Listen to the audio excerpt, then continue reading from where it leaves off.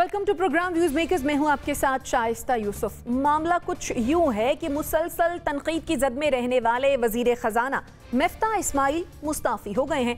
उन्होंने अपना इस्तीफा मुस्लिम लीग नून के कायद नवाज शरीफ को पेश कर दिया। लंदन में वजीर आजम शहबाज शरीफ और नवाज शरीफ ने इस मुश्किल जिम्मेदारी के लिए अब इसहाक डार को नामजद कर दिया है, जो आज पाकिस्तान पहुंच रहे हैं। नामजद वजीर खजाना इसहाक डार ने लंदन में पाकिस्तान रवानगी से कबल मीडिया से गुफ्तगू में कहा कि कोशिश होगी गिरती मईशत को रोकें और इसकी समत दुरुस्त करें। अब सवाल यह है कि क्या इसहाक डार मुल्क के मौशी हालात बदल सकेंगे? इस पर डिस्कशन के लिए जो मेहमान हमारे साथ मौजूद हैं, तारुफ मैं आपसे करवा देती हूँ। हमें ज्वाइन किया है सुरबेग चुगताई साहब ने, हमारे साथ मौजूद हैं अमीर अब्बास साहब, इसके साथ साथ हमें ज्वाइन किया है अंबर शमसी साहिबा ने, और मुजम्मिल सोहरवर्दी साहब भी हमें ज्वाइन कर चुके हैं। आप तमाम मेहमानों के वक्त का बेहद शुक्रिया। NBC आपकी जानिब आऊँगी। काफ़ी अरसे से हम सुन रहे थे, देख रहे थे कि बातें चल रही हैं, इसहाक डार वापस आएंगे और वजीर खजाना का कलमदान वो संभालेंगे, मिफ्ता इस्माइल चले जाएंगे। अब बिल आखिर इसहाक डार आज पाकिस्तान पहुँच जाएंगे। आपके ख्याल में क्या इसहाक डार की वापसी का वक्त सही है? मेरे ख्याल को जुलाई में आना चाहिए था और 31 जुलाई का टिकट इनका बुक था। फिर अदालती मसाइल थे, कुछ चीज़ें इधर उधर करनी थी, कुछ मामला ठीक करने थे, उस वजह से देर हो गई। जहाँ ताल्लुक़ ये कि आज बड़ा चर्चा है कि डॉलर गिर गया और स्टॉक बढ़ गया। स्टॉक का तो मुझे पता नहीं क्यों बढ़ा। वो डॉलर के गिरने की बड़ी वजह ये है कि इस हुकूमत ने पिछले दिनों एक इजलास किया था जिसमें 8 बैंकों को नोटिस किया गया था कि आपने डॉलर एलसी खोलने पर ज़्यादा महंगा बेचा है, और उन्होंने कबूल भी किया था कि हाँ जी हमने महंगा बेचा है। तो एक तो वो नोटिस है, फिर होल्डर्स के ख़िलाफ़ कार्रवाई हुई है। तो जो ज़ख़ीरा अंदोज़ी कर रहे थे लोग, उनका डॉलर बाहर आया है। और वो अगर कोई गया हो हमारी वॉल स्ट्रीट पर जहाँ पर लोग डॉलर थैली में रख के बेचते हैं, तो बहुत बुरी हालत थी। आज इंटर बैंक और ओपन मार्केट एक जैसा हो गया है, पहले कभी नहीं था। ये 7 रुपये का फ़र्क था इंटर बैंक पे ओपन मार्केट में, जो पूरा हुआ है। मेरा ख्याल है मुफ्ता इस्माइल के साथ कुछ ज़्यादती हो गई है। सारे मुश्किल फ़ैसले उनसे कराए गए, सारी गालियाँ उनको पड़ चुकी हैं, हत्ता कि मरियम ने भी उनको बुरा भला कहा है, और सुना है कि शहबाज शरीफ साहब ने भी उनसे एग्री किया बाज़ उमूर के ऊपर, और ये भी कि वो ख़ुद भी कहते रहे। फिर इसहाक डार साहब की आर्टिकल छपे अखबारों में, और उन्होंने कहा है कि ये डॉलर जो है, बल्कि इंटरव्यू भी है, 180 और 190 के दरमियान होना चाहिए। तो अब अगर वो आकर इसको 180-190 पे ले आते हैं तो यकीन कारनामा होगा। कारनामा ये यूँ होगा कि कीमत का मसला नहीं है, मसला ये है कि जो आपकी इम्पोर्ट है वो सस्ती हो जाएगी। तो ये सूरत हाल है। मेरा ख्याल ये कि आने वाला वक्त जो है उनके लिए आसान यूँ होगा कि सैलाब की वजह से IMF, वर्ल्ड बैंक और दीगर मालियाती इदारे आपसे नरमी करने वाले हैं, आपको नरम शराइत पर इमदाद देने वाले हैं, और आपकी जो कर्जों की शराइत हैं वो नरम करने वाले हैं। ठीक है, आपका पॉइंट आ गया। अमीर अब्बास, क्या ख्याल है, क्या लगता है, ये प्री प्लान था कि जो सख्त फैसले हैं वो मिफ्ता से करवा कर, और जब रावी चैन लिखेगा तो इसहाक डार को ले आएंगे? नहीं, ये कोई प्री प्लान नहीं था। इसहाक डार के ऊपर केसेस थे, इसहाक डार एब्सकॉन्डर थे। इसहाक डार ने पहले देखना था कि पाकिस्तान वापसी के लिए उनके लिए कुछ साजगार माहौल बनता या नहीं बनता। अभी तो हुकूमत आई थी, हुकूमत ठहरती ना ठहरती, इसहाक डार कैसे रिस्क ले सकते थे। लेकिन जिस तरह इसहाक डार को यहाँ पे वेलकम किया जा रहा है, वो तो जैसे कहते हैं ना कि शायद वो तू पुकारेगा तो वह सहने हरम आएंगे, अब अबाबीलों के अंदाज में हम आएंगे, पर उड़ाते हुए नुसरत के अलम आएंगे। पता नहीं कोई अबाबील बन के आ रहे हैं पाकिस्तानी मईशत को बचाने के लिए इसहाक डार। ये वही इसहाक डार और मिफ्ता इस्माइल थे ना 2013 से 2018 तक, कि जब 2018 में PTI की हुकूमत आई तो 6 माह तो हमारे कान पक गए थे ये सुन के इमरान खान और उनकी टीम की तरफ से कि ये इतना बड़ा सर्कुलर डेट छोड़ के गए, ये इतना बड़ा जो है वो ट्रेड डेफिसिट छोड़ के गए, ये फलां चीज़ें छोड़ के गए, नाकामी मईशत की। और इमरान खान ये कहते रहे गलत थे सही थे, लेकिन वो इन पर डालते रहे बहुत कुछ। तो मुझे तो नहीं समझ आ रही कि ये इसहाक डार अब आते साथ ही 6-8 महीने या 10 महीने होंगे मैक्सिमम इस हुकूमत के, उसमें ये क्या कर सकते हैं जब आपकी इकॉनमी के फंडामेंटल्स ही ख़राब हैं। उन फंडामेंटल्स को किसी ने ठीक नहीं किया, ना इमरान खान ने उनको ठीक किया, ना इमरान खान से पहले किसी ने ठीक किया, ना इमरान खान के बाद इन 5.5 महीनों में किसी ने ठीक करने की कोशिश की। तो जब तक आपके वो फंडामेंटल्स ठीक नहीं होंगे, आप अगर जिसको बाबाए मईशत कहा जाता है दुनिया में एडम स्मिथ, आप आज एडम स्मिथ को कब्र से निकाल के लेकर आ जाएं और यहां बिठा दें मिनिस्ट्री ऑफ फाइनेंस में, वो भी बेचारा कुछ नहीं कर सकता। दूसरी बात यह है, देखें मुझे तो ये समझ नहीं आ रही, दुनिया की कोई ज़ईफ से ज़ईफ जमहूरियत आप उठा के देख लें, दुनिया की कोई कमजोर से कमजोर निचले दर्जे की परागंदा बदबूदार जमहूरियत भी आप उठा के देख लें, उसमें भी ऐसा कभी नहीं हुआ होगा कि जो खजाना है मुल्क का, यानी जो नेशनल एक्सचेकर है, उस नेशनल एक्सचेकर का खजाने का खजांची एक ऐसे शख्स को लगा दिया जाए जिसके ऊपर करप्शन और मनी लॉन्ड्रिंग के इल्जामात हैं। वो अगेन सही या गलत, वो एक और बहस हो सकती है। ये कभी ऐसा, यानी और बहुत सारे पोर्टफोलियोज मिले तो शायद कोई उसकी कोई लॉजिक हो सकती है। आप फाइनेंस के ऊपर एक ऐसे शख्स को फाइनेंस मिनिस्टर के तौर पर बिठा रहे हैं, ठीक है, क्या इस मुल्क में इतना कहतो रजाल है? सही। क्या इस मुल्क से बाहर, मैं कई ऐसे पाकिस्तानियों को जानता हूं जो कमाल के इकोनॉमिस्ट हैं जो पाकिस्तान से बाहर है, क्या किसी की सर्विस दी जा सकती है कि साखदारी मिले थे हम? ठीक है, यानी जब तक इकोनॉमी के फंडामेंटल्स ठीक नहीं होंगे तब तक कोई भी आ जाए कुछ ठीक नहीं कर सकता। आपका पॉइंट आ गया। अंबर, क्या ख्याल है, क्या इसहाकडार मईशत को बयानात की हद तक बेहतर कर लेंगे या फिर वाकई उनके पास कोई ऐसे फॉर्मूलाज हैं जो वो एकदम से तब्दीली ले आएंगे, सब ठीक हो जाएगा? नहीं, देखिए मेरे ख्याल में कि मईशत का जो हाल है इस वक्त, मेरे ख्याल में जो ट्राइड एंड टेस्टेड कोई भी है वो सब नाकाम रहे हैं और ये हम बहुत सालों से देख रहे हैं। लेकिन मैं सिर्फ अब 2 या 3 अगर हम अदवार की बात करें, अभी देखेंगे पिछले पाकिस्तान तहरीक इंसाफ के पिछले कुछ साल में कितने वज़ीर ख़जाना जो हैं तब्दील हुए थे। असद उमर से शुरू होकर हफीज़ शेख के लेकर कुछ अरसे, मेरे ख्याल में एक माह तक हमाद अज़हर साहब भी थे और फिर उसके बाद शौकत तरीन। हर बार आपको ये भी याद होगा कि शौकत तरीन साहब भी फाइनेंस मिनिस्टर बनने से पहले कहते थे कि मैं मईशत की सिमत को दुरुस्त कर लूँगा और ये मेरे पास तजावीज़ हैं। लेकिन आखिर में हमने देखा कि जब मिफ्ता इस्माइल बन गए थे, और ये वही हाल था जो अमीर अब्बास ने बिल्कुल दुरुस्त बात की थी कि जब 2018 में नई हुकूमत आई थी तो उस वक्त वो पिछली हुकूमत पे डाल रहे थे। इस वक्त भी जब नई हुकूमत आई, मिफ्ता इस्माइल साहब को वज़ीर ख़जाना बनाया तो हम डिफ़ॉल्ट के करीब थे और ये इस वजह से है कि जो इस्लाहात करने की ज़रूरत थी, जो वाकई काम करना था, और कुछ ज़ाहिर है इसमें आलमी जो शॉर्टेजेस मसाइल हैं जिसमें कोविड हो, ग्लोबल सप्लाई चेन हो वगैरह वगैरह, वो सब शामिल हो, लेकिन हम डिफ़ॉल्ट के करीब थे और बचा लिया। मिफ्ता इस्माइल साहब ने बहुत मुश्किल फैसले लिए, उनके जमात के अंदर बार बार लोग आवाज़ें भी उठाते रहे, मरीम नवाज साहिबा भी उठाती रही और उनके साथ मेरे ख्याल में ज़्यादती ज़रूर हुई और एक बड़ा कन्वीनियंट एक्सक्यूज़ भी मिल गया कि डाल दिया जाए कि चलो ये तो मिफ्ता ने फैसला लिया था, because he doesn't have a constituency, वो इलेक्टेड नहीं है, हल्का नहीं है।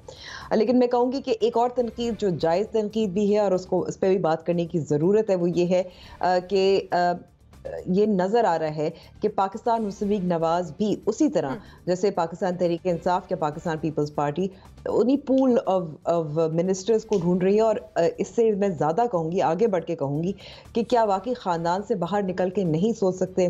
फिर मैं ये भी कहूँगी कि इस वक्त जो संभलने की ज़रूरत है, ये सिर्फ पाकिस्तान की करेंसी नहीं है। आप देखिए कि डॉलर की रेट जो है सिर्फ पाकिस्तान में ज़्यादा नहीं है, ये दुनिया भर में एक मसला है। क्या जब एक कानून मंजूर हुआ है जिसमें स्टेट बैंक ऑफ पाकिस्तान को वाकई इंडिपेंडेंट होना है, जिस पे आप तनकीद कर सकते हैं, लेकिन कानून मौजूद है, क्या उस कानून की मौजूदगी में मिफ्ता डार साहब वो कर सकेंगे जो पहले करते रहे थे? एक्सपोर्ट्स में कमी आई थी, ये भी सवाल बनता है। तो हम यही, लेकिन मैं आखिरी बात मैं बस करना चाहूंगी, आसानियां नहीं, मैं आखिरी बात कहूंगी कि ये जो बार बार तब्दीलियां आपको नजर आ रही हैं इस दौर में, यानी कि कोalition गवर्नमेंट में और पीटीआई के दौर में, आपको नजर आ रहा है कि किसी से भी मईशत संभल नहीं पा रही, इसलिए क्योंकि जो फंडामेंटल्स हैं और उसमें आपकी अखराजात हैं, उसमें आपके टैक्सेस हैं और उसमें आपके जो तिजारती खसारा है और सर्कुलर डेट है, nobody is able to resolve those issues। ये बार बार वजीर खजाना तब्दील करने से ये नहीं संभलेगा। ठीक है, आपका पॉइंट आ गया। मुजम्मिल सोहरवर्दी साहब, ऐसा क्या करेंगे इसहाक डार साहब जो मिफ्ता इस्माइल साहब ने नहीं किया या वो ना करते? देखें, आगे इलेक्शन का साल है, पॉलिटिक्स का साल है, कुछ इलेक्शन के हवाले से भी फैसले हमारी मईशत में किए जाते हैं। जब इमरान खान साहब ने भी अपनी हुकूमत जाते देखी तो 4 सालों में 16 दफ़ा पेट्रोल महंगा किया था, जाते जाते सस्ता कर गए, जाते जाते बिजली सस्ती कर गए। लोग इलेक्शन के लिए फ़ैसले करते हैं, पॉपुलर फ़ैसले इलेक्शन के लिए किए जाते हैं क्योंकि आपने लोगों के पास जाना होता है। और इसहाक डार मुस्लिम लीग नून की फ़र्स्ट चॉइस थे, कोई लास्ट चॉइस कभी भी नहीं थे।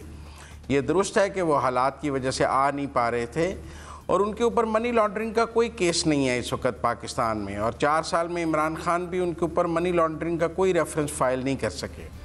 उनके ऊपर एक ही केस है कि उन्होंने कोई 4 साल की टैक्स रिटर्न्स दाखिल नहीं की हैं, उनके बकौल मैंने FBR में दाखिल की हुई हैं। और सर आमदन से ज़्यादा मुझे लगता है उनके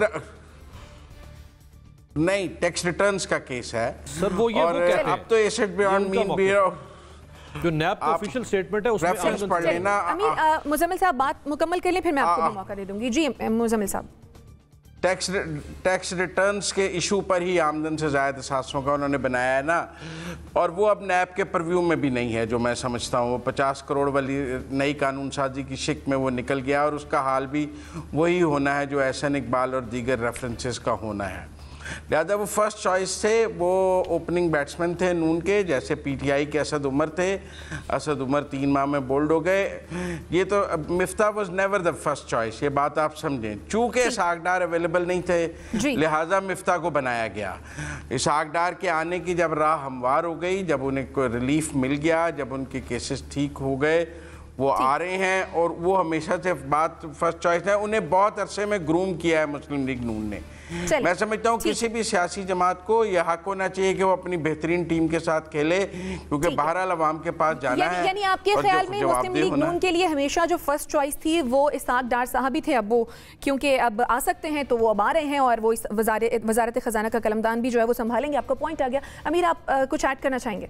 जी, मैं ये कहना चाह रहा हूँ कि मुजम्मिल साहब के सामने मोबाइल पड़ा होगा, मोबाइल पे जाएं, पाकिस्तान के किसी भी क्रेडिबल अखबार का वो खोल लें, गूगल पे डॉन को ले लें, किसी को भी ले लें, हमको ले लें और देख लें कि इसहाक डार साहब के बारे में क्या अल्फाज रिपोर्ट किए जाते हैं। Corruption, asset beyond mean, so and so.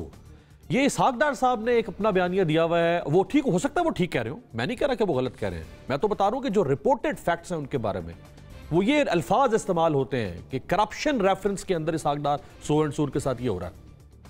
मैं अगेन नहीं कहूंगा, देखें छोटा सा मुल्क है नीदरलैंड। नीदरलैंड के सिर्फ ट्यूलिप की, एक फूल की एक्सपोर्ट्स, जितने PIA के फ्लीट में जहाज नहीं होंगे जितने जहाज वहां से सिर्फ फूलों के भर के जाते हैं दुनिया में। आपको अपनी एक्सपोर्ट्स बढ़ानी है, फंडामेंटल्स। जिस तरह पहले अंबर ने भी कहा, जब तक आप क्रॉनिक रिफॉर्म्स नहीं करेंगे अपनी इकोनॉमी के अंदर, मसला आपके पास डॉलर्स की शॉर्टेज है जी, आप कमाते थोड़ा है, खर्च ज्यादा करते हैं, वो डिफरेंस आपने पूरा करना है। आप एक्सपोर्ट्स बढ़ाएंगे तो आप सरवाइव करेंगे, नहीं बढ़ाएंगे तो किसी को भी ले आएंगे, कुछ नहीं होगा। ठीक है, आपका पॉइंट आ गया। NBC, पहले इसहाक डार जब नवाज शरीफ के दौरे, मैं जवाब देना चाहता हूं इसका, मैं इसका जवाब देना चाहता हूं। जी मुजम्मिल साहब,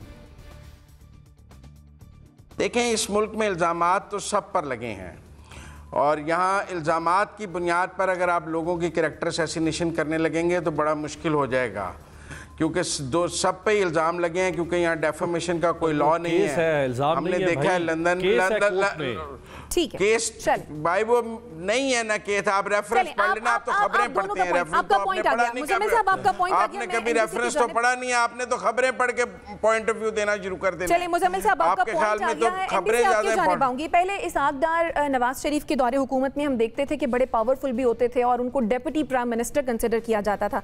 अब जबकि वजीर आजम शहबाज शरीफ हैं, तो क्या इसहाक डार हमें उसी तरह से डोमिनेंट नजर आएंगे और उसी तरह से उनके पास पावर्स होंगी? मुझसे पूछा आपने? जी जी जी।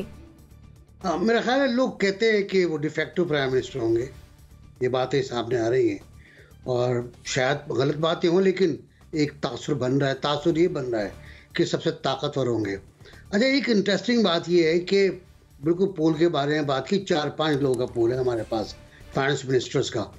जो 3 फाइनेंस मिनिस्टर आए हैं, हफीज शेख, शौकत तरीन और इसहाक डार, तीनों पीपल्स पार्टी से आए, घूमते घामते यहाँ पहुँचे। इसहाक डार भी वज़ीर ख़जाना रहे पीपल्स पार्टी के बारे में, उधार लिया गया था। तो मेरा ख्याल ये है कि रेफरेंस जो भी हो, बहुत रेफरेंस हमने देखे हैं इस ज़िंदगी में और बहुत से रेफरेंस तो बगैर रेफरेंस के बंदे उठा लिए गए थे। उनमें मीडिया के लोग भी थे, उनमें आम लोग भी थे, उठा के उनको बंद कर दिया गया था। 12-12 महीने तक, 2-2 साल तक वो बंद रहे थे। तो रेफरेंस तो कुछ भी हकीकत नहीं रखता। रेफरेंस उड़ने के लिए होते हैं। नवाज शरीफ के खिलाफ तो पनिशमेंट थी जो खत्म की जी, पनिशमेंट थी, वो वापस आया, फिर प्राइम मिनिस्टर बन गए। तो यार ये मतलब हमारा थर्ड वर्ड जो है ना, उसमें ये चीजें काउंटिंग करती हैं कि कौन सा मुकदमा कहाँ पर पड़ा हुआ है, किस मुकदमे में कितनी सजा हुई है।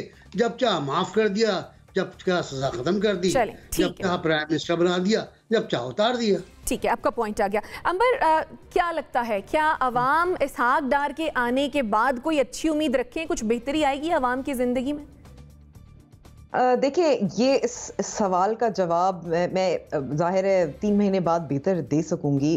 इस वक्त जो मसाइल हैं वो हम सबको मालूम है, लेकिन वो मसाइल क्या इसहाक डार साहब ही उसका हल निकाल सकते हैं?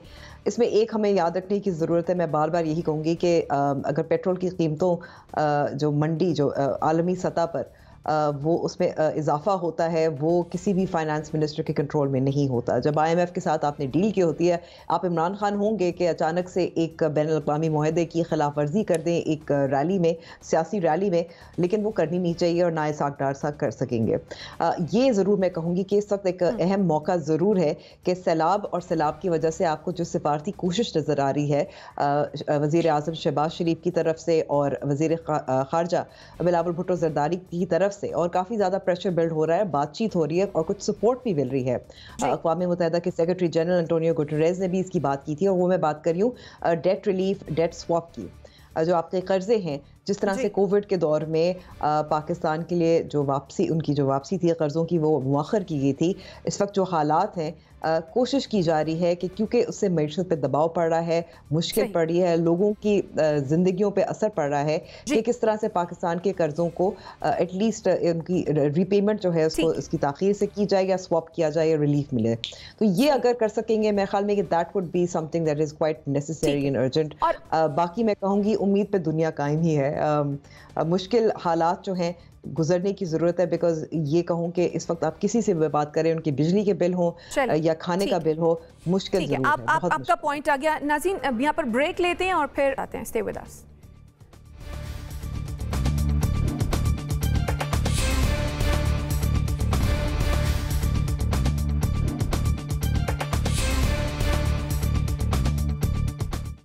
Welcome back after the break. वज़ीर आज़म शहबाज शरीफ और वफाकी वज़रा की गुफ्तगू की ऑडियोज डार्क वेब के बाद अब सोशल मीडिया पर गर्दिश कर रही हैं। बज़ाहिर ये ऑडियोज वज़ीर आज़म हाउस में होने वाली गुफ्तगू की हैं, इसलिए इस मामले पर बहुत ज़्यादा बहस भी हो रही है और सवालात भी पूछे जा रहे हैं कि क्या पाकिस्तान में अहम शख्सियात और हसास दफातर महफूज हैं। NBC हर कुछ अरसे बाद मुल्क में ऑडियो लीक्स का शोर हम देखते हैं, लेकिन इस बार PM हाउस से ऑडियो लीक होना आपके ख्याल में कितना बड़ा फेलियर है? हाँ, ख़तरनाक बात है। और अच्छा, अभी ये कंफर्म नहीं है कि PM हाउस से हुआ है। ये है कि ये बहरहाल रिकॉर्डिंग तो हुई है, जहाँ कहीं से हुई है, क्योंकि एक कॉल ऐसी है जिसमें प्राइम मिनिस्टर साहब तुर्की में थे और शायद तो दूसरा बंदा मुमकिन है प्राइम मिनिस्टर ऑफिस में हो, जो भी है। लेकिन ये कि जो कुछ भी है ये बहुत ख़तरनाक है। कहते हैं और भी आने वाली हैं वो चीज़ें, बहुत सी बातें और भी हैं। कितने गीगाबाइट का 8 गीगाबाइट का गालिबन डाटा है जो डार्क वेब पे पड़ा हुआ है। उसमें इमरान खान साहब ने आज का है, कुछ और भी आने वाला है। इसका मतलब उन्हें पहले से मालूम है इसका कि अब और क्या क्या आएगा। ये आने वाला है कि मरियम ने ये कहा कि इमरान खान को इलेक्शन कमीशन डिस्क्वालीफाई कर देगा। तो इस तरह लगता है इलेक्शन कमीशन नौकर है उनका। इमरान खान जलसे में आज का है ये, तो उनको शायद पता है पहले से। लेकिन ये ओवरऑल अब मैं समझता ये हूँ कि मेरे लिए कोई नई बात नहीं है, ये कोई ऐसा मेरे लिए मसला नहीं है, क्योंकि प्राइम मिनिस्टर हाउस वो जगह है जहाँ से खबरें ना सिर्फ लीक होती हैं बल्कि लीक की जाती हैं, टिप्स दी जाती हैं वहाँ से। आज नहीं, इमरान खान साहब के ज़माने में, उससे पहले अगर आप देखें कोर्ट का एक केस था मिडनाइट जैकाल्स जस्टिस कय्यूम का, उसमें एक रिकॉर्डिंग आई थी जिसमें जस्टिस कय्यूम को फारिग कर दिया गया अदालत से। बेनज़ीर भुट्टो के खिलाफ केस था जिसमें शहबाज शरीफ साहब कह रहे हैं जज साहब से कम कितनी सज़ा होनी चाहिए। बहुत सी बातें, बेनज़ीर के बहुत से रिकॉर्डिंग के बारे में इत्तलात आई थी, वीडियो रिकॉर्डिंग के बारे में इत्तलात आई थी। तो मेरा ख्याल ये है कि खंगालना पड़ेगा पूरे प्राइम मिनिस्टर हाउस को, पाक करना पड़ेगा, धोना पड़ेगा उसको जमजम मिलाकर, और लेकिन GIT बन गई है, आर्सदा की GIT है, और इस पर तीनों सर्विसेज के लोग शामिल हैं, IB शामिल है, और प्राइम मिनिस्टर का अमला भी शामिल है तफ्तीशों का। देखते हैं कि बात कहाँ जाती है। देखते ये भी है कि क्या ये सिलसिला रुकता है या नहीं रुकता। बिल्कुल, देखना ये भी होगा कि ये सिलसिला वाकई रुकेगा या नहीं रुकेगा। आपका पॉइंट आ गया। अंबर, हुकूमत की तरफ से कंटेंट की तरदीद ना होना, इससे तो ये साबित होता है कि ये जो भी है वो दुरुस्त है।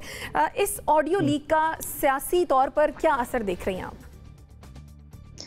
देखिए, ऑडियो लीक्स का सिलसिला अब इतना ज़्यादा हो गया है कि मैं अब इसको बहुत मैं तो कहूँगी कि अनफॉर्चुनेटली ये बदकिस्मती है कि ये बहुत नॉर्मलाइज भी हो गई है।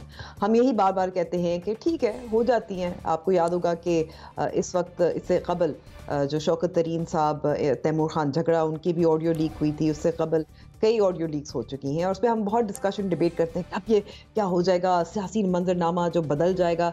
लेकिन अब ऐसा हो गया कि ये नॉर्मलाइज हो गई है, और ये बदकिस्मती इसलिए है क्योंकि ये प्राइवेट कॉन्वर्सेशंस होती हैं और इनको रिकॉर्ड करना, इनकी तशहीर करना ये गैर कानूनी होना चाहिए। लोगों की प्राइवेसी की ब्रीच है, चाहे तैमूर खान झगड़ा हो, शौकत तरीन हो, ख्वाजा आसिफ हो, वज़ीर आज़म शहबाज शरीफ हो, मरियम नवाज़ हो, उनकी भी उससे कबल आपको याद है ऑडियो लीक भी आई थी मीडिया के हवाले से। और इसका मकसद अक्सर यही होता है कि नज़र आता है, ज़ाहिर होता है कि कोई ना कोई रियासती जो मशीनरी है, सिस्टम है, निज़ाम में, उसमें कोई खुश नहीं है या कुछ वो लीक करना चाह रहे हैं और वो किसी को डैमेज करना चाह रही है, उनकी साख को नुकसान पहुंचाना चाह रहा है। और इससे यही होता है। मेरे ख्याल में कि इनमें से बहुत सारी ऐसी बातचीत है जो वाज़े है, जिसमें मैं कहूँगी कि इतने ज़्यादा सियासी असर भी नहीं होगा। इनकी बार बार हम तहकीकात भी बात करते हैं और होती नहीं है, इसलिए क्योंकि हमें पता है कि जो ये लीक करते हैं या जो रिकॉर्ड करते हैं वो ताकतवर हैं और वो करते रहेंगे और हम नॉर्मलाइज करते रहेंगे। और इमरान खान साहब ने तो आपको इतना हद तक आपको याद है नॉर्मलाइज भी किया था। उनका ये कहना था कि एक इंटरव्यू में कहा था कि तो तस्लीम किया था कि रिकॉर्डिंग होती है, अगर आप करप्ट नहीं है तो आपको डर नहीं होता, लेकिन it's not normal, it shouldn't happen. सही। मुजम्मिल सौरवर्दी साहब, अब से कुछ वक्त पहले की बात है, राना सनाउल्लाह साहब ये कहते थे कि कोई सिक्योरिटी ब्रीच नहीं है, अब वो ये कहते हैं कि तहकीकात कराएंगे। आपके ख्याल में क्या हुकूमत इस मामले की हसासियत से बखूबी आगाह है भी या नहीं?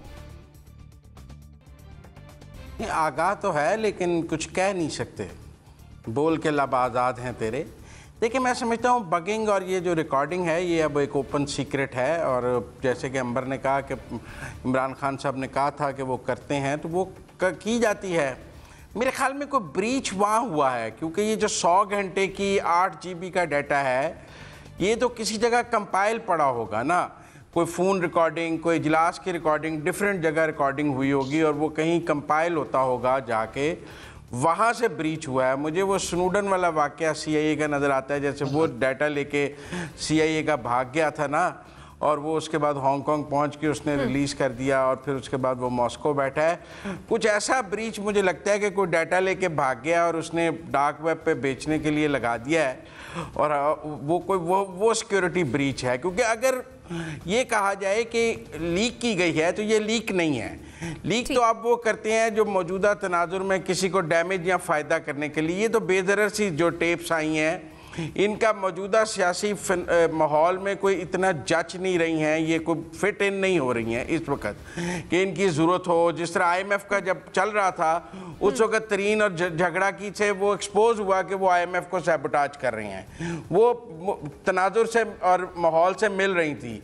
ये टेप्स हमेशा तनाजुर और माहौल के हिसाब से लीक होती हैं, ये ऐसे नहीं हुई। ये कहीं जहाँ डाटा था वहाँ से कोई ले उड़ा है, मुझे लगता है। चलें, ठीक है, आपका पॉइंट आ गया। अमीर अब्बास, एक तो होता है वो बयान जो सियासतदान सामने देते हैं, जो हम सुनते भी हैं, और फिर आती हैं वो ऑडियो लीक्स, और फिर आती हैं उनमें वो बयान जो कि बिल्कुल ही उससे मुख्तलिफ होते हैं जो वो देते हैं पहले बयानात। आपके ख्याल में इतना तजाद क्यों होता है इनमें? देखिए, ये तो पॉलिटिक्स है। अभी यही हमारी PMLN कुछ दिन पहले शौकत तरीन की ऑडियो टेप को बाहर ला के और उस पर बगले बजा रही थी कि जी बड़ा हमने एक क्लासिफाइड इन्फॉर्मेशन निकाल दी है। आज उनको खुद ही इसका सामना करना पड़ रहा है। तो ये तो एम्बैरेसमेंट है, शेयर एम्बैरेसमेंट है पाकिस्तान के लिए कि मुल्क का वज़ीर-ए-आज़म और उसका वज़ीर-ए-आज़म का दफ्तर जो जुख्ताई साहब फरमा रहे थे कि वो तुर्की थे। मेरी इत्तला के मुताबिक जो पहली कॉल सामने आई थी, कॉल तो एक्चुअली नहीं है, ये तीनों कॉल्स नहीं है, याद रखिएगा, ये तीनों मीटिंग्स हैं। कॉल टैप करना इज़ समथिंग डिफरेंट। वो बहुत आसान काम हो सकता है। मीटिंग्स को बक करना, वो भी प्राइम मिनिस्टर की मीटिंग को बक करना, ये बहुत सीरियस हीनियस क्राइम है। और ये जिसने भी किया है, अब देखते हैं उसका क्या बनता है। लेकिन पहली जो थी उसमें भी प्राइम मिनिस्टर जिस साहब से बात कर रहे हैं मैं उनको जानता हूँ, और उसमें वो मीटिंग थी, वो कॉल नहीं थी, वो उनके सामने मौजूद थे, तो वहाँ पे ये बात हो रही थी। देखिए प्राइम मिनिस्टर हाउस में या प्राइम मिनिस्टर ऑफिस में जब आप जाते हैं तो वहाँ पे 3 सबसे पहली रुकावटें आती हैं। अच्छा, लेकिन एक तो वो कॉल नहीं थी जो वजीर आजम साहब तुर्की में थे और जो उनकी गुफ्तगू हुई थी? मैं तुर्की से आगे काम बताऊंगा, ये जुमले जी नहीं एक अब हो सकता है कि और भी, अब क्योंकि बहुत आ रही है तो हो सकता है कि और भी आ गई हो, बट जो जिस कॉल में राहील मुनीर की बात हो रही है, मरियम बीबी के दामाद की बात हो रही है, वो कॉल नहीं वाली कॉल है। अच्छा, मेरी इतला के मुताबिक वो कॉल नहीं है, वो मीटिंग है। जुमला है प्राइम मिनिस्टर का, उसमें मैं तुर्की से आगे बात करूंगा। देखिए वो उससे मुराद जरूरी नहीं है कि वो तुर्की में है, उससे मुराद ये भी हो सकता है कि मैं तुर्की से जाके वापस आके इसको डील करूंगा। जी मेरी इतला के मुताबिक ये मीटिंग थी। अच्छा देखिए, प्राइम मिनिस्टर ऑफिस में जब आप जाते हैं तो 3 रुकावटें हैं। उन 3 रुकावटों को कोई भी इंसान अबूर नहीं कर सकता जब तक अंदर से आपके लिए ऑर्डर ना आए कि आप एंटर हो सकते हैं प्राइम मिनिस्टर ऑफिस में। ठीक, फिर वहां से गुजरने के बाद बाइफर्केशन हो जाती है। प्राइम मिनिस्टर हाउस अलहदा है और प्राइम मिनिस्टर का मजीद उनके घर के अंदर दफ्तर एक अलहदा है। फिर उस दफ्तर के अंदर भी आप यूं टहल नहीं सकते हैं। और याद रखिएगा कि जो प्राइम मिनिस्टर होता है वो ऐसा नहीं करता कि वो जैसे आपके दफ्तर के कॉरिडोर में खड़े होकर वो हाथ पे हाथ मार के गप लगा रहा हो जी, या वो किचन में जाके बैठ जाए या वो गार्ड रूम में जाके बैठ जाए। प्राइम मिनिस्टर की स्पेसिफिक लोकेशंस होती हैं, वो उन्हीं में जाके बैठता है, वहीं ठहरता है, वहीं रुकता है, उसके अलावा वो किसी और जगह पे नहीं जाता। तो वहां पे जाके अगर ये बात, डेफिनेटली बात भी वही हुई है, और वहां पे अगर बात हो रही है और वो बात बग हो रही है तो ये बहुत सीरियस इशू है। मैं समझता हूँ ये देखें ना, ये तो कोई और बात भी हो सकती थी। फॉर एग्जांपल प्राइम मिनिस्टर वहां पे पाकिस्तान के न्यूक्लियर एसेट्स, पाकिस्तान की स्ट्रेटेजिक मामलात के बारे में अगर बात कर रहे हो बैठ के, ठीक, और ये वहां पे बग हो जाए तो फिर क्या करेंगे आप? सही, आपका पॉइंट आ गया। एनबीसी, आप कुछ ऐड करना चाह रहे हैं? नहीं, मैं ये कहना चाह रहा था कि बहुत बेजरर सी टेप ही है, लेकिन मुझे खतरा ये है कि आगे आने वाली टेप खतरनाक ना हो। ये मतलब हमारे कौमी सलामती के मसाइल के लिए खतरनाक ना हो, क्योंकि ये टेप तो प्राइम मिनिस्टर को एक बड़ा आदमी साबित कर रही है कि प्राइम मिनिस्टर ने अपनी भतीजी की फरमाइश मुस्तरद कर दी, कहा नहीं भाई ये नहीं होगा। ये है, दूसरी चीज़ें और भी। खतरा जो है वो है कि आगे हाथी ना आ जाए, अभी तो चूहा है सिर्फ। सही। अंबर, मैं ये कहना चाह रही थी कि ऐसा नहीं है कि हमारे जो वज़राए आज़म हैं उनको नहीं पता। मैंने इमरान खान साहब की मिसाल तो दी, लेकिन कई इससे कबल जो वज़राए आज़म रह चुके हैं या सुदूर भी रह चुके हैं, उनको मालूम होता है कि उनकी कोई भी कॉन्वर्सेशन प्राइम मिनिस्टर हाउस में वो सिक्योर नहीं होती। They are always bugged. So मैं ये कहूँगी कि उनको मालूम भी होता है। ज़ाहिर है ये अब आम हो गई हैं, इसकी वजह जांचने की ज़रूरत है, लेकिन मैं ये बार दोबारा से दोहराऊंगी कि इट इज़ अनफॉर्चुनेट कि हम बहुत नॉर्मलाइज कर चुके हैं, और इसमें मुझे नहीं लगता कि आपको जिम्मेदारान तक पहुंचने का मौका मिलेगा। 10 सेकंड अगर आप हमारे एक ऐसे भी वज़ीर आज़म आए जो अभी हयात हैं, मौजूद हैं, वो जब किसी से बात किया करते थे अपने दफ्तर में और उन्होंने को ख़ास बात करना होती थी तो वो बोल कर नहीं करते थे, वो उस शख्स को अपने सामने बिठाते थे, कागज़ पर वो बात लिखते थे, उस कागज़ को अपनी छाती के साथ लगाते थे और सामने बैठा हुआ शख्स उस कागज़ को पढ़ता था। बहुत कुछ होता रहा है, बहुत सारी बातें निकलेंगी तो फिर दूर तक जाएंगे। एनबीसी क्विकली कमेंट ऐड कीजिएगा। जी जी, मैं फिर ब्रेक की जानकारी। जी जी, अयूब खान के ज़माने में एक बहुत बड़े इत्तेहादी ने, जिसका दफ्तर, जिसकी जो कौंसिल का ऑफिस प्रेसिडेंट हाउस है जो कराची का था, उससे 100 गज की फासले पर था, एक पेंटिंग गिफ्ट की, और पेंटिंग की 2 कॉपियाँ थी, एक इस्लामाबाद के लिए और पिंडी के लिए और एक कराची के लिए। जब भुट्टो साहब आए तो नए प्राइम मिनिस्टर हाउस में वो पेंटिंग ट्रांसफर की जा रही थी, मालूम उसकी एक आंख में कैमरा था। अब इससे अंदाजा लगा रहे कब से ये काम हो रहा है। चलिए ठीक है, आपका पॉइंट आ गया। नाज़रीन, सेगमेंट को वाइंड अप करते हैं, छोटी सी एक ब्रेक ले, वापस आते हैं। स्टे विद अस।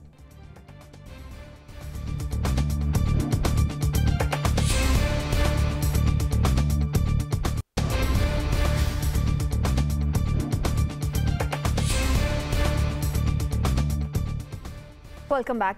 साबिक वजीर आजम और चेयरमैन पाकिस्तान तहरीक इंसाफ इमरान खान ने कौमी असम्बली में वापसी का इंदिया दे दिया है। सहाफ़ियों से उन्होंने मुलाकात की और उस मुलाकात में इमरान खान ने कहा कि अमरीकी साइफर पर तहकीकात की जाएं तो असम्बली में वापसी हो सकती है। ऐसे में सवाल यह है कि क्या तहरीक इंसाफ असम्बली में वापस आ रही है? अमीर, हमने देखा कि इमरान खान साहब ने पहले मुज़ाकरात की बात की, अब वो साइफर की तहकीकात की भी बात कर रहे हैं। क्या खान साहब जहन बना रहे हैं असम्बली में वापस आने का? मैं समझता हूँ कि वो आ रहे हैं या नहीं आ रहे, लेकिन उनको आना चाहिए। और असम्बली का बायकॉट करना ये सियासी हिमाकत है। ये देखें, ये डाइकॉटमी है इमरान खान साहब की अपनी स्टेटमेंट की। वो इस तरह से कि जिस असम्बली से आज शहबाज शरीफ मुंतखब हुए हैं, इसी असम्बली से इमरान खान मुंतखब हुए थे। वो अगर ये कहें कि मैं इस हुकूमत को नहीं मानता, दैट मेक्स सेंस। लेकिन अगर वो ये कहें कि मैं इस असम्बली को नहीं मानता, इसका मतलब है कि वो अपनी वजारत उज़्मा का भी इनकार कर रहे हैं। वो 2018 में इसी असम्बली से मुंतखब होकर वज़ीर आज़म बने थे। असम्बली तो वही है जिसने उनको बनाया था। आज उसी असम्बली से शहबाज शरीफ बन गए। ये सारे MNAs जो इलेक्ट हुए, इनको इमरान खान ने तस्लीम किया ना, चाहे वो नून लीग के MNAs थे, पीपल्स पार्टी के MNAs थे, तो इमरान खान ने तस्लीम किया। तभी वो 2018 में असम्बली में बैठे, उन्होंने हुकूमत बनाई। सो आज भी वही MNA है ना, नए मुंतखब होकर तो नहीं आए। तो ये तो एक डाइकॉटमी है उनके बयान के अंदर। अगर वो ये कहते हैं कि मैं इस असम्बली को नहीं मानता, भाई असम्बली को आप कैसे नहीं मान सकते? असम्बली तो इलेक्टेड है। आपके कहने या ना कहने से तो असम्बली फना नहीं हो सकती ना। हाँ, आप ये कह के मैं इस हुकूमत को नहीं मानता तो ठीक है, आपकी राय हो सकती है, उसकी आपके पास लॉजिक हो सकती है। सो उनको वापस आना चाहिए। इंतहाई सियासी अहमकाना फैसला है किसी भी सियासी जमात का, अगर वो कह के हम असम्बली को छोड़कर जा रहे हैं। उन्होंने पहले भी की थी हिमाकत, उनको वापस आना पड़ा। अभी भी अगर वो आ रहे हैं वापस, अब यहाँ पे देखिए हुकूमत का किरदार होना चाहिए। अगर वो एक सिग्नल दे रहे हैं कि वो वापस आना चाहते हैं, तो उनको सेफ एग्जिट मिलना चाहिए, उनको वेलकम करना चाहिए और उनको किसी तरह लाना चाहिए असेंबली में, ना कि अब हुकूमत आगे से। ठीक है, आपके ख्याल में खान साहब को असेंबली में वापस आना चाहिए, आपका पॉइंट आ गया। मुजम्मिल सोहरवर्दी साहब, खान साहब की मौक़िफ़ में जो नरमी नजर आ रही है, इसकी वजह क्या है आपके ख्याल में? वो अर्ली इलेक्शंस नहीं ले सके। देखें, वो 2014 में भी उन्होंने कौमी असेंबली से इसी तरह बाइकाट और जाली से इस्तीफे दिए थे जैसे आज दिए हुए हैं, और आज उन्होंने 2014 का ही रिपीट किया है। नई तो कोई बात है नहीं। सवाल यही है कि तब वो नवाज शरीफ का इस्तीफ़ा लेने निकले थे और रोज़ कहते थे एम्पायर उंगली उठा देगा। आज वो अर्ली इंतखाबात लेने निकले, तब उन्हें इस्तीफ़ा नहीं मिल सका था, आज उन्हें इंतखाबात नहीं मिल सके। और नाकामी के बाद वो वापस लौट के बुद्धू घर को आए। वो वापस असेंबली में पहले भी आ गए थे, अब भी आ गए हैं। लेकिन सवाल सेफ एग्जिट का ये है कि तब अंपायर की कुछ हमदर्दियाँ थी उनके साथ, इसलिए कोई जुडिशल कमीशन का सेफ एग्जिट और कोई दूसरी चीज़ें उन्हें मिल गई थी। मुझे नहीं लगता कि आपको उनके साथ ऐसा सेफ एग्जिट उन्हें मिल सकता है। ये फैसला उन्हें यकतरफा तौर पे ही करना है कि उन्हें किस तरफ आना है। मुझे नहीं लगता कि इस दफ़ा उनके को साइफर के लिए जुडिशल कमीशन बन जाएगा और हुकूमत उनके साथ जैसे पहले धांधली पर एक कमीशन बनाने के लिए तैयार हो गई थी। एक तो उस कमीशन पे जो मुआहदा हुआ था उसको इमरान खान साहब ने बाद में ऑनर नहीं किया था, क्योंकि ये उस मुआहदे में ये था कि अगर सुप्रीम कोर्ट ये कह देता है धांधली नहीं हुई है तो फिर खान साहब माफ़ी मांगेंगे, जो कि उन्होंने बाद में नहीं मांगी थी। तो इसलिए मुझे नहीं लगता कि आप कोई मुआहदा हो सकेगा। वो खुद ही रूट कर गए थे, उन्हें खुद ही मान के, लेकिन वो इससे पहले कॉल देंगे। रूट कर गए थे, मेरा ख्याल है पहले वो अपना मार्च करेंगे, मार्च के बाद आएंगे।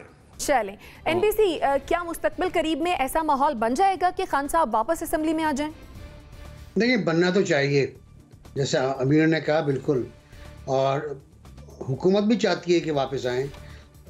इस्लामाबाद हाई कोर्ट ने बहुत सख्ती के साथ कहा है कि आप वापस जाएँ जी, बहुत हो गया, आपके इस्तीफे से मंजूर नहीं हुए। और स्पीकर की रूलिंग दुरुस्त है कि आपके इस्तीफे जिनके मंजूर हो गए उनके हो गए, और जिनके नहीं हुए वो मेंबर हैं। अच्छा, वो TAD भी ले रहे हैं, वो पार्लियामेंट और लॉजिस्टिक में बैठ रहे हैं, तमाम मराहत वो हासिल कर रहे हैं जैसे पहले करते रहे थे। मेरा ख्याल है खान साहब के बयानात जो हैं उनको अब संजीदा ना लें। बहुत नरम, बहुत गरम, कभी इधर कभी उधर, कभी हाँ कभी ना। अभी देखिए ना, परसों जहाँ की जिस खबर की आप बात कर रही हैं, वो मेरे ख्याल अमीर को पता होगा, शायद इकनॉमी के रिपोर्टर्स थे, उनसे वो बात कर रहे थे, जिसमें उन्होंने कहा कि हम साइफर अगर पर कमीशन बन जाए तो वापस जाने को तैयार हैं। शाम को एक चैनल पर बैठ के वो इंटरव्यू दे रहे थे कि असम्बली में जाने का सवाल ही पैदा नहीं होता। इसका मतलब है कि हम इस इम्पोर्टेड हुकूमत को जो साजिश के जरिए आई है कबूल कर रहे हैं। तो ये सुबह शाम का, पहले तो ये था कि एक मौक़िफ़ एक हफ्ते रहता था, अब एक मौक़िफ़ 24 घंटे भी नहीं रहता। लेकिन असम्बली का बाइकआउट कोई ना पहले मसले का हल कर सका था, ना आप कर सका था। अब इमरान खान साहब के पास कार्ड खत्म हो रहे हैं। ठीक है, यानी आपका ख्याल ये है कि खान साहब के पास कार्ड अब खत्म हो गए। अंबर, मुजम्मिल और वर्दी साहब जैसा कि ये कह रहे थे कि खान साहब असेंबली में आने से पहले ये लॉन्ग मार्च करेंगे और फिर असेंबली में आएंगे, आपको लगता है क्या वाकई ऐसा ही होगा या फिर कोई और प्लानिंग होगी खान साहब की? देखिए, अगर हम गुज़िश्ता कुछ महीनों की खान साहब की स्ट्रैटेजी को देखें, उनको कुछ फ़ायदा हुआ है और मेरे ख्याल में नुकसान ज़्यादा हुआ है।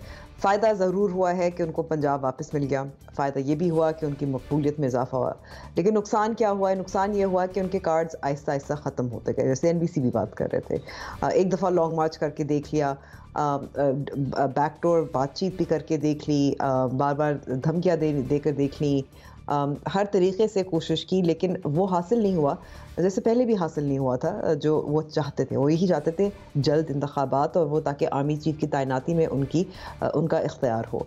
अब वो नहीं हुआ। अब ज़ाहिर है उनको फेस सेविंग किसी ना किसी तरीके से तो चाहिए होगी, और अगर जैसे मुजम्मिल साहब की बात दुरुस्त है, वो ये कह रहे हैं कि वाकई जो न्यूट्रल, जो इमरान खान साहब को कभी अच्छे लगते हैं, कभी बुरे लगते हैं, कभी जानवर होते हैं, कभी नहीं होते, लेकिन अगर ये वाकई बात है तो फिर एक फेस सेविंग का तरीका या एक प्रेशर टैक्टिक आखिरी फिर लॉन्ग मार्च ही ले जाता है। तो मंतक यही कहती है। अब सवाल ये भी पैदा होता है कि लॉन्ग मार्च में ज़ाहिर जो सियासी अदम इस्तेकाम है उसमें भी इजाफा होगा। ज़रूर राना सनाउल्लाह साहब जो धमकियाँ दे रहे हैं, थ्रेटन कर रहे हैं, वो भी कुछ करेंगे। इमरान खान साहब ने भी कुछ सीखा होगा। तो ये जो एक इंस्टेबिलिटी, ये जो क्लैशेस हैं और तशद्दुद भी हो सकता है जैसे पिछली दफ़ा हुआ था, वो हमें देखने को मिलेगी। और फिर सवाल ये पूछा जाएगा, और मैं तो यही पूछूंगी कि क्या फ़ायदा, फिर से क्या फ़ायदा? इंतखाबात अगर आपको नहीं मिलना, असेंबलियों में आपने वापस आना है। इंतखाबात तभी होने हैं जब मौजूदा जो आपका रियासत और हुकूमत है, सियासी हुकूमत है, उनकी मर्जी होगी। तो इस सब का क्या फ़ायदा? मेरे ख्याल में कि ये पूछना फिर आखिर में ज़रूरी बनेगा। सही, सबका मानना यही है कि तहरीक इंसाफ को असेंबली में वापस आना चाहिए। अब तहरीक इंसाफ असेंबली में वापस आएगी या नहीं, ये तो आने वाला वक्त ही बताएगा। नाज़रीन, इसी के साथ मुझे मेहमानों को दीजिए इजाज़त। अल्लाह ने के बाद।